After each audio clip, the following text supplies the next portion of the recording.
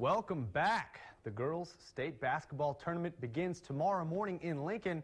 That's where KNOP's TJ Eck is. He's on his way right now to the capital city, and we'll have coverage of the first round tomorrow evening at 6 and 10. You'll want to tune in for that. But first, he previews the opening round matchups for our area teams. North Platte St. Pat's enters the Class C2 tournament as the number 7 seed after last Friday's dramatic win over Hemingford in the district final round.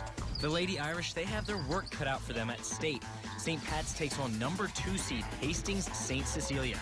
The Hawkettes are 21-3 and scoring over 63 points per game. Tip-off is scheduled for Thursday evening at 7 p.m. at Lincoln North Star High School. In D1, 26-0 Dundee County Stratton looks to cap off a perfect season when it takes the floor in Lincoln. The first challenge the Lady Tigers face, 21-5 Humphrey St. Francis at 9 a.m. Thursday at Lincoln Southwest High School.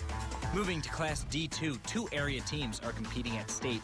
Third-seeded Sandhills Thetford's last loss came over a month ago. The Lady Knights take on Giltner. Both teams are 21-4 on the year. Tip-off is scheduled for 7 p.m. at Lincoln Southwest. Meanwhile, Mullen enters the tournament as the number 4 seed. The Lady Broncos face a tough test right away in 5th-seeded Stewart Thursday morning at Lincoln North Star. Tip-off is scheduled for 9 a.m. St. Pat's, Dundee County Stratton, Sandhills Thetford, and Mullen, all competing for a state title. TJ Eck, News 2 Sports. The Nebraska's basketball team in action tonight on the road against Illinois. At last check, Illinois up by 1, 37-36. It's in the second half. And if you're at home, tune in after the newscast to the Big Ten Network. Catch the end of that one.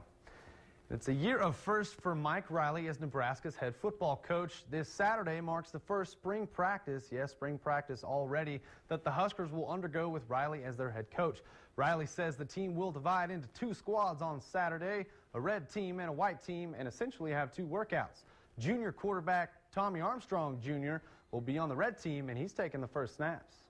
As we watch Tommy, now we're going to put our stuff in and see the throws that he can make within what we do, and then we have to adapt. But we are going to add a little bit more of some stuff that we haven't done because, like I've mentioned before, we've never really had an athlete like Tommy.